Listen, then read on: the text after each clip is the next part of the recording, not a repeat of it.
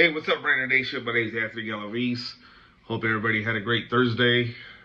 Today was the day where the Raiders had a joint practice with the San Francisco 49ers in Henderson, Nevada, at Raiders headquarters. What I took out of that joint practice is really, I don't know how to say it. Trying to think of the good words to say. I just didn't feel like this was a real joint practice, so to speak, because the 49ers have some injuries, so you don't get a true sense of what really happened out there.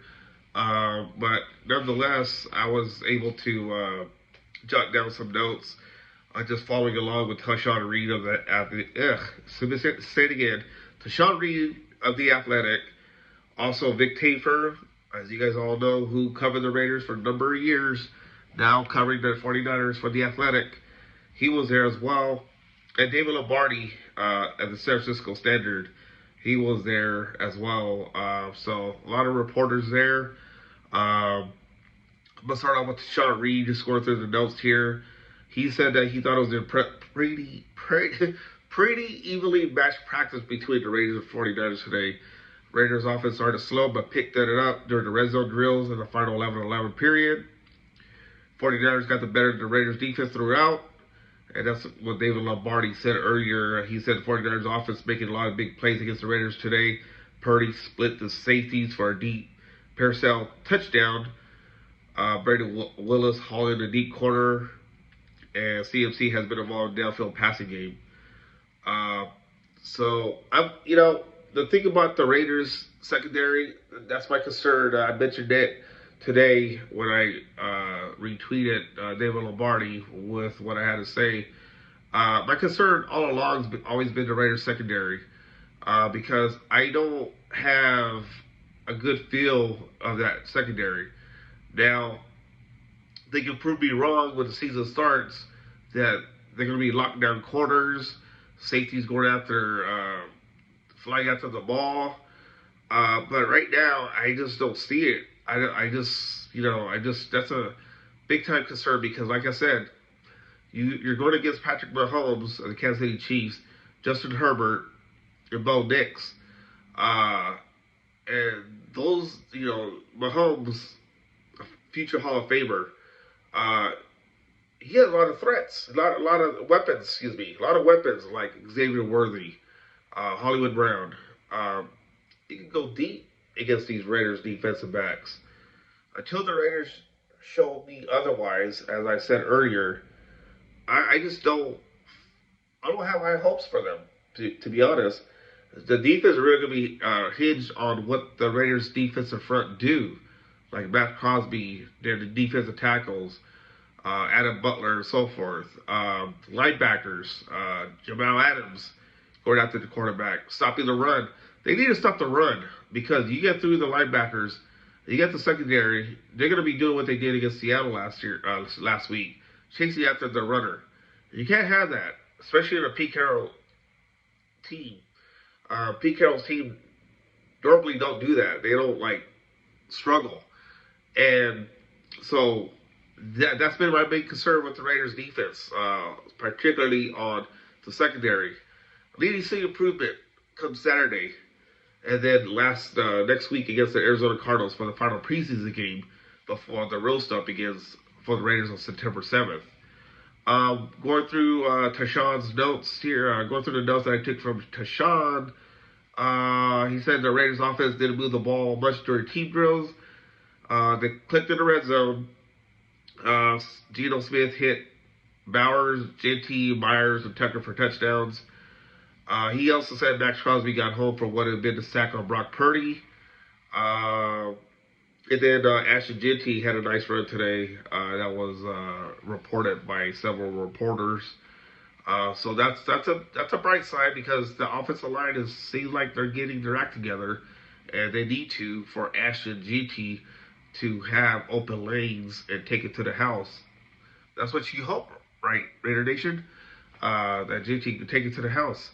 But the offensive line, it seems like they're coming together.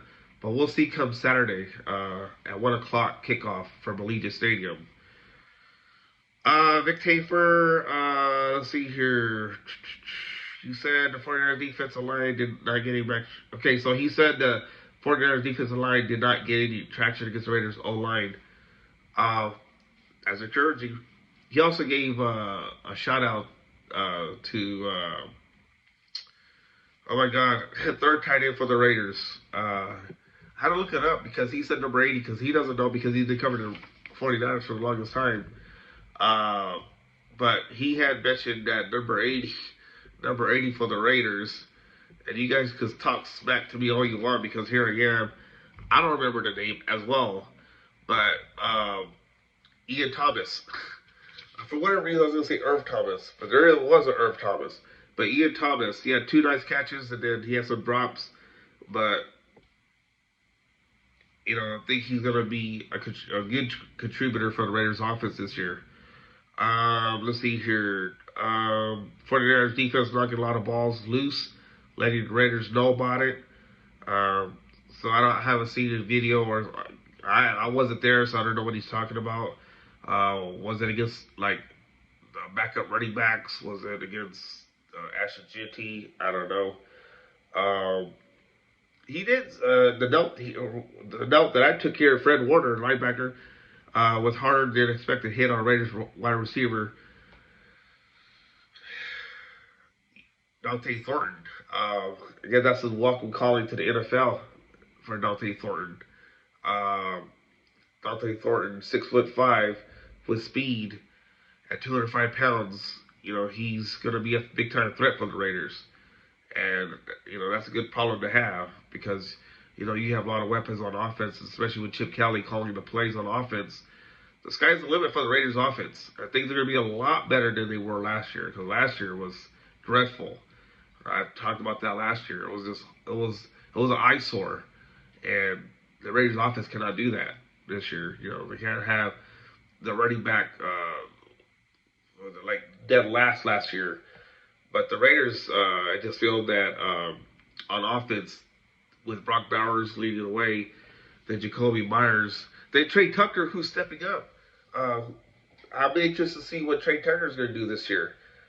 Because now it's making sense why the Raiders did not go out there a free agent wide receiver because it seems like they have a lot of faith in these receivers that they have now. So it's up to them to produce this year, along with the tight ends of Brock Bowers, Michael Mayer, and Ian Thomas. So we'll see what happens. But like I said, my concern all along has been the Raiders secondary. Hopefully they'll get it together for the final tune-up next week if the starters play against the Arizona Cardinals. That's always a big if. You always want to stay healthy. I imagine the Raiders are going to probably end up playing all the players that are on the bubble, trying to make the initial 53-man roster. But the battle that I want to see right now, that I'm anxious to see is, and I'm going to talk more about it tomorrow, is the backup quarterback situation. You got Aidan O'Connell and Cam Miller battling for the backup spot. I have some theories and thoughts on that. I'll talk more about that tomorrow. But for now, hitting on the 9-minute mark on this podcast, just talking about the Raiders joint practice. Like I said, it didn't have that feel of a joint practice this year. Kind of like what they did with the Rams for 2 days, in Southern California. But nonetheless, at least the Raiders and the 49ers got some work in today. And come Saturday, we'll see a little bit more. The Raiders going to play some starters. So is the 49ers. Yes, Brock Purdy's going to play. So we'll see what happens on Saturday. But yeah, my name is Anthony Alavis. Hit the like and subscribe button. I'll talk more tomorrow. I'll talk about the quarterbacks, Aidan O'Connell and Cam Miller. Want to see what Cam Miller is going to do for an encore after his decent outing last week against the Seattle Seahawks.